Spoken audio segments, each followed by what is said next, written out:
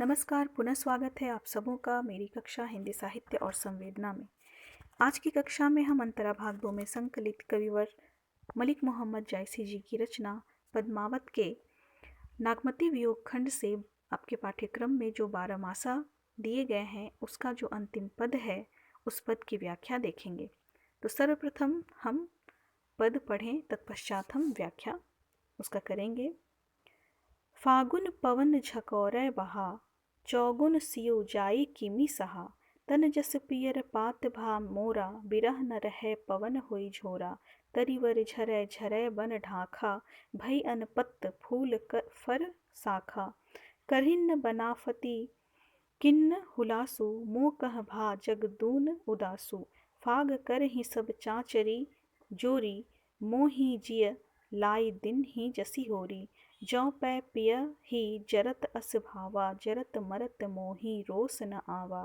राति हूँ देवस इह मन मोरै, लागै कंत छार जेऊ तोरै। यह तन जारै छार कै, कहो कि पवन उड़ाऊं।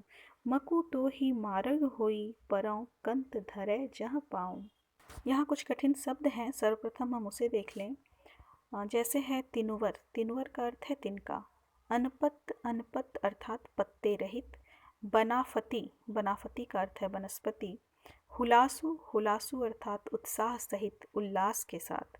चाचरी, यहाँ चाचरी का अर्थ है कि होली के समय खेले जाने वाला चरचरी नामक एक खेल जिसमें सभी एक दूसरे के ऊपर रंग डालते हैं।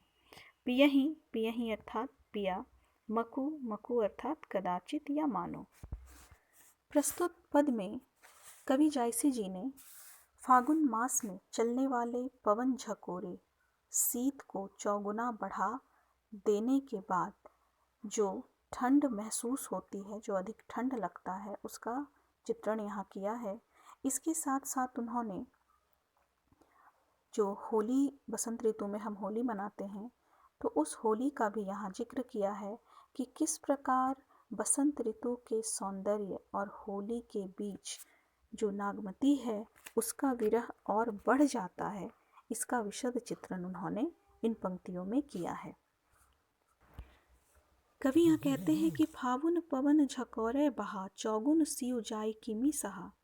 यहाँ नागमती कहती हैं कि शिशिर ऋतु के बाद जो फागुन का मास आता है, बसंत ऋतु आता है, इस माह में नागमती का जो विरह है वो 4 गुना अधिक बढ़ जाता है।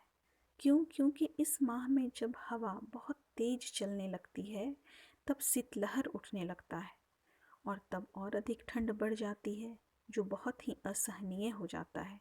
इस असहनीय ठंड के कारण नागमती का जो शरीर है, वो कहती हैं तन जस पियर पात भा मोरा, कि इस ठंड के कारण जो पवन चलता है, ठंडी पवन चलती है, उसके कारण जो मेरा शरीर है वो पीले पत्ते के समान हो गया है। विरह न रहे पवन होई झोरा, वो कहती हैं कि एक तो यह विरह और विरह के कारण भी साथ साथ अधिक ठंड के कारण मेरा शरीर उस पीले पत्ते के समान हो गया है। आगे वो कहती हैं कि तरीवरी झरै झरै वन ढाका, भई अनपत फूल फर साखा। बसंत ऋतु में क्या होता है कि जो प्राकृतिक संपदाएं हैं हमारे आसपास, जितने भी पेड़ पौधे हैं, लताएं हैं, उन सब के पीले पत्ते झड़ जाते हैं और नए पत्ते उसमें आ जाते हैं। तो यहाँ पे कहती हैं नागमती कि जिस प्रकार पवन के झोंके से, जो तेज पवन चलता है, वो क्या करता है कि पेड़ों से पत्ते को गिरा देता है नीचे, जो पीले पत्ते, कमज़ोर पत्ते होते हैं। तत्पश्चात उसमें नए पत्ते आते हैं। तो यहाँ पे इसी झड़ने के माध्यम से नागमती कहती हैं कि ठीक उसी प्रकार चूँकि विरह वेदना के कारण मेरा शरीर कमज़ोर पड़ गया है, पीला पड़ गया है, तो उस कमज़ोर गिरे हुए पत्ते के समान मेरा भी शरीर हो गया है और इतना कमज़ोर हो गया है कि इस विरह वेदना के कारण मेरा जो हृदय है वह बहुत अधिक काँप रहा है। आगे वो बहुत ही सुंदर जिक्र करते हुए कहती हैं कि करिन्न बनाफति किन्न हुलासु, मोह कह भाह जग दुन उदासु। यहाँ पर उन्होंने एक मनोवैज्ञानिक चित्रण किया है कहा जाता है कि जब कोई वेदना में हो, दुख में हो और चारों तरफ प्रकृति बहुत खूबसूरत लगे, तो वह खूबसूरती उसके मन को भाती नहीं, बल्कि उसके दुख को, उसकी वेदना को और अधिक बढ़ा देती है। चूँकि यह ऋतु क्या है? बसंत ऋतु है, और बसंत ऋतु सबसे खूबसूरत ऋतु होता है। तो यहाँ वो कहती हैं कि करिन्न बनाफति किन्न हुलासु। बनाफति अर्थात बसंत ऋतु के समय ये जो वनस्पति है, जो पेड़ पौधे हमारे चारों तरफ हैं, वो उनमें नए पत्ते जब आते हैं तो वो उन नए पत्तों से, रस से झुक जाते हैं और उनमें एक उल्लास, एक खुशी दिखाई देती है। परंतु मोह कह भा जग दुनु उदासु। परंतु यहाँ नागमती क्या कहती हैं कि प्रकृति में तो सौंदर्य बढ़ जाता है, उनमें उल्लास दिखाई देता है, परंतु ऐसे दृश्य को देखकर मेरा जो मन है, मेरे मन का जो उदासी है, मेरे मन की जो उदासी है और जो दुख है, वह 2 गुना और अधिक बढ़ जाता है। क्यों? क्योंकि मेरा पति, मेरा प्रिय मेरे साथ नहीं है। आगे की पंक्ति में फागुन के समय, बसंत ऋतु के समय, चूँकि हम होली मनाते हैं, तो होली का यहाँ उन्होंने सुंदर चित्रण किया है। एक तो प्रकृति जो खूबसूरत दिख रही है वो उसके विरह को, नागमती के विरह को दुगना कर रही है। अब होली जो है वह भी उनके विरह को दुगना कर रही है, इसका चित्रण यहाँ किया गया है। वो आगे की पंक्ति में कहती हैं, फाग कर ही सब चाँचरी जोरी, मोही जिय लाई दिन ही जसी होरी। वो कहती हैं कि फाग करते हुए अर्थात होली खेलते हुए गांव की जितनी स्त्रियां हैं, वो एक दूसरे से जोड़ी बनाकर एक दूसरे के ऊपर रंग उड़ेलती हैं और वो होली खेलती हैं। और होली के समय हम क्या करते हैं? होलिका दहन भी मनाते हैं। तो ये कहती हैं कि उन दृश्यों को देखकर मुझे खुशी नहीं मिलती, बल्कि मेरे हृदय में ऐसा लगता है कि अग्नि जल रही हो, मेरे हृदय को वह अग्नि जला रही हो।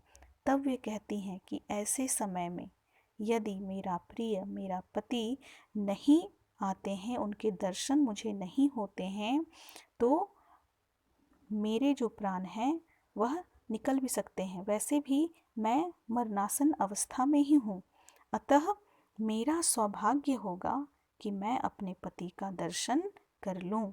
आगे वे कहती हैं, जौ पै पिय ही जरत अस भावा, जरत मरत मोहि रोस न आवा, राति हूँ देवस इह मन मोरै, लागौ कंत छार जेऊ तोरै।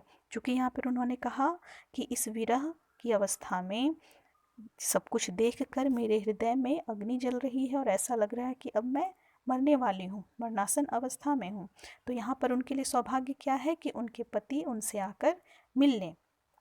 आगे वो कहती हैं कि रात दिन मैं अपने मन में, राति हूँ देवस, रात और दिन, मैं अपने मन में यही मानती हूँ कि मेरा जो यह शरीर है वह किसी भी प्रकार किसके काम आ जाए? मेरे प्रिय के काम आ जाए। अतः वह आगे क्या कल्पना करती हैं? वो कहती हैं, यह तन जारौ छार कै कहों कि पवन उड़ाऊं, मकुते ही मारग होई परौ कंत धरै जह पाऊं। वो कहती हैं कि मेरा जो यह शरीर है वह राख हो जाए, वह विरह वेदना में जलकर राख हो जाए और मेरे प्रिय के मार्ग में बिछा दिया जाए, ताकि उनके राह में चलने से, उनके प्रिय के जिस राह में इन्होंने अपने जलते हुए शरीर के राख को, जले हुए शरीर के राख को बिछाया है, वो कहती हैं कि उनके चलने वाले राह में उस राख को बिछा दिया जाए, ताकि मेरे प्रिय के पैरों के स्पर्श का अनुभव मुझे हो सके और उस स्पर्श को पाकर ही मैं अपने आप को धन्य समझूंगी, धन्य मानूंगी। काव्य सौंदर्य में आप लिखिए भाव पक्ष में कि इन पंक्तियों में कवि जायसी ने विरह का बड़ा ही मार्मिक चित्रण किया है। और उसके बाद शिल्प सौंदर्य या कला पक्ष में आप लिखिए कि अवधी भाषा का यहाँ प्रयोग हुआ है, दोहा चौपाई छंद में इस पद की रचना हुई है, इन पंक्तियों की रचना हुई है।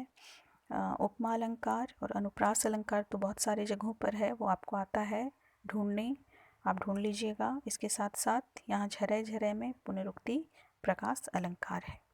धन्यवाद।